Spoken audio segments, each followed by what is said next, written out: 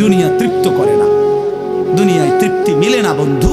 এটা তৃপ্তের জায়গা নয়, এটা তৃপ্ত হওয়ার জায়গা নয় বন্ধু।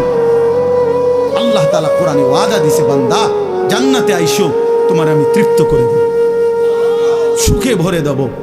মা তাশতাহি আনফুসুকুম, যা দিল চাইবে বান্দা আমি সব দেব।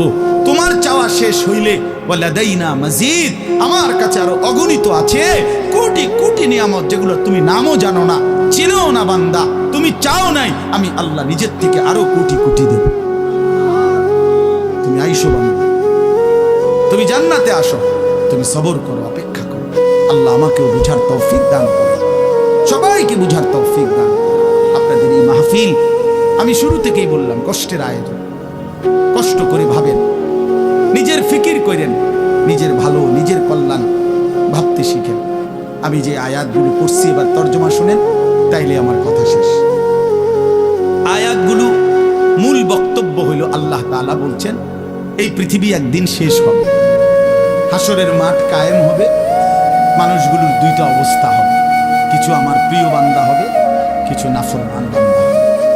আল্লাহ তাআলা এই কথাটা খুব গুরুত্ব দিয়া কোরআনে বুঝাইছে, বান্দা এই রং রসের এই সৌন্দর্যময় পৃথিবী তোমার কাছে যত লোভনীয়ই মনে হোক, আকর্ষণীয় মনে হোক, তবে এটা নিশ্চিত যে তুমিও থাকবা না, দুনিয়াও থাকবে।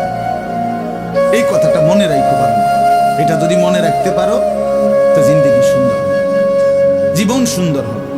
এই জন্য কোরআনুল কারীমে আল্লাহ তাআলা খুব এই কথাটা বুঝাইতে চাইছে, বান্দা এই এত সুন্দর পৃথিবী দেখে তুমি যতই বিমোহিত হও, মুগ্ধ হও, তো মনে রাখো এটা থাকবে, আমি একদিন ভেঙে ফেলব। ইদাস সামাউন ফাতারাত, আসমান ভেঙে চুরচুর হবে। বা ইদাল কাওয়াকিবুন তাসারাত, তারকারাজি খুশি খুশি পড়বে। পাহাড়গুলো উঠতে থাকবে তুলার মতো। তাকুনুল জিবালু কাল ইহনিল মানফুশ ওয়া বুসাতিল জিবালু বাসসা, পাহাড়গুলো তুলার মতো উঠতে থাকবে। সাগর নদীর পানিগুলো টকবক করে উতরাইতে থাকবে। মা তার কোলের বাচ্চাকে ছুঁড়ে ফেলে দিবে, গর্ভবতী নারীর বাচ্চা নিজে নিজে বের হয়ে যাবে। সব মানুষ পাগলের মতো মাতালের মতো হয়ে যাবে। ইসরাফিল ফু দিবে, জমিনের মধ্যে ভূমিকম্প শুরু হবে, বিকট শব্দে আওয়াজ হবে। আল কারিআতু মাল কারিআত। আল্লাহ তাআলা এই কথাগুলো বহুভাবে বহু আয়াতে বুঝাইতে চাইছেন, বুঝাইয়া বলছেন, বান্দা একদিন তুমিও শেষ হবা, আমার এই সৃষ্টি জগৎ শেষ হবে, হাসরের মাঠ কায়েম হবে। তো এখানেও আল্লাহ তাআলা বলছেন, কাল্লা ইদা দুক্কাতিল আরদু দাক্কান দাক্কা, সাবধান বান্দা, মনে রেখো এই জমিন একদিন চূর্ণ বিচূর্ণ হয়ে যাবে। কি হবে বলেন না? ওইখানে একটা কথা আছে, লম্বা কথা, অতুহিব্বুনাল মালা হুব্বান জাম্মা। আল্লাহ তাআলা বলেন, বান্দা দুনিয়ার মাল আর সম্পদের ভালোবাসাটাকেই তোমরা খুব গভীরভাবে দিলের মধ্যে বসায় লাইলা। তবে মনে রাখো, দুনিয়াকে তুমি যত ভালোবাসো, যত মজবুত করো, যত বিল্ডিং, যত ফাইলিং, যত মজবুতই হোক না কেন, এটাই মনে রাখো আমি আল্লাহ এই জমিন, এই সৃষ্টি একদিন ভেঙ্গে চুরে তছনছ করে চূর্ণ বিচূর্ণ হয়ে যাবে। কাল্লা ইদা দুক্কাতিল আরদু দাক্কান দাক্কা। এরপরে হাসরের মাঠ কায়েম হবে। তো হাসরের মাঠের দৃশ্যটা আল্লাহ তুলে ধরছে যে হাসরের মাঠ কায়েম হবে, মানুষগুলো সব দাঁড়ানো থাকবে, আদম থেকে ইসরাফিলের ফু পর্যন্ত। এই দাঁড়ানো অবস্থায় আল্লাহ তাআলা বলতেছেন, ওয়াজা রাব্বুক। আল্লাহ তাআলা মহান আল্লাহ পাক, তিনি তার শান অনুপাতে হাসরের ময়দানে উপস্থিত হবেন। ওয়াল মালাকু সাফফান সাফফা, কোটি কোটি ফেরেশতা সারিবদ্ধভাবে লাইন ধরে দাঁড়াবে। চারদিকে কোটি কোটি ফেরেশতা, মহান আল্লাহ পাক উপস্থিত, আর মানুষগুলো সব দাঁড়ানো। এই কল্পনা করুন। এবার কি হবে? আল্লাহ বলেন, ওয়াজি আয়াউমা ইদিন জাহান্নাম।